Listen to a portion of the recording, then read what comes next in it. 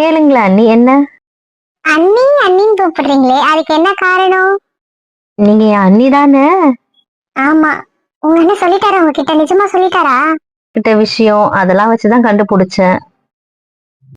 ஓ, அப்படி. அப்ப உங்க அண்ணன் உங்ககிட்ட சொல்லல. என்ன உங்களுக்கு பிடிச்சிருக்கா?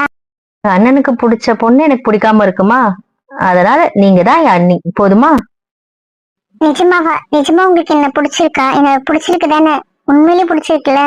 உங்களை எனக்கு ரொம்ப ரொம்ப ரொம்ப பிடிச்சிருக்கு, போதுமா? அது போதும் எனக்கு. அப்புறம் உங்க அவரு அத்தா அப்படின்லாம் சொல்லிட மாட்டீங்களே? அவன் கிடக்குறான், அவன் கிட்ட யார் சொல்வா? கேர்ள்ஸ் சீக்ரெட்ஸ் தான். நீ அவனா பேசுறது நம்ம 2 பேருக்குள்ள மட்டும்தான்.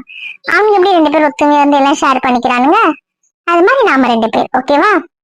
எனக்கு அது ரொம்ப ரொம்ப பிடிச்சிருக்கு. நீங்க என்ன எப்பவுமே அப்படியே கூப்பிடுங்க ப்ளீஸ்.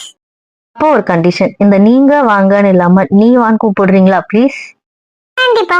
இனிமேல் நீங்க வாங்க கிடையாது. ஓகேவா? அது ஓகே அண்ணி, அது போதும். ஆமா, நாம ஃப்ரெண்ட்ஸ் வித் அண்ணி தான் இனிமேல். நான் அண்ணன் கிட்ட எவ்வளவு நாள் கேட்டேன் உன்னை ஃப்ரெண்ட் பண்ணி விட சொல்லி. நான் பேசுறேன், நாங்க ஃப்ரெண்டா வரோம். அந்த பக்கி ஒத்துக்கவே மாட்டேன்னுட்டான். ஏன்னே தெரியல. அவனுக்கு உன்னை பத்தி பேசி பேசி எனக்கு உன் கூட பேசணும் பழகணும் நிஜமாவே அவ்வளவு ஆசையா இருந்துச்சு. லூஸ்தனமா யோசிப்பானுங்க, லூஸ்தனமா முடிவு எடுப்பானுங்க. அடுத்தவங்கள பத்தி யோசிக்கவே மாட்டானுங்க. அவங்க என்ன நினைக்கிறாங்களோ அதை நடத்திடணும். ஆனா அது முட்டாள்தனம். தெரிஞ்சும் பண்ணுவானுங்களா தெரியாம பண்ணுவாங்களான்னு தெரியாது. ஆனா அவனுங்க ஒரு முட்டாளுங்க தான். இவ்வளவு வாழும் நான் யோசிக்கல. நீங்களும் என் கூட சேர்ந்துருங்க, என் வாளோட வாழை ஒட்டிக்கோங்க, அவ்வளவுதான்.